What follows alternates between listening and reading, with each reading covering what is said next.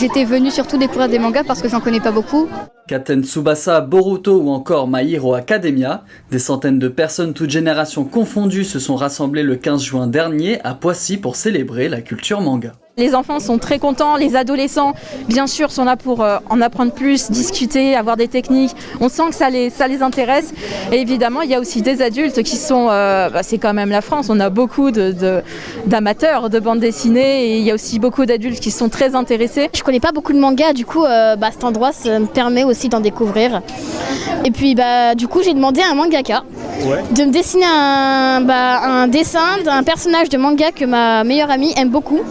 Et en fait, ça m'a impressionné le mouvement qu'il a avec son poignet, tout ça. Au programme exposition, ateliers et échanges, comme guest star Ahmed Agne, cofondateur de la maison d'édition Kiun. Aujourd'hui, c'était un public de néophytes et c'est souvent les publics les plus importants parce qu'on a un nombre extrêmement important de questions qui vont de la question très naïve à la question surprenamment renseignée.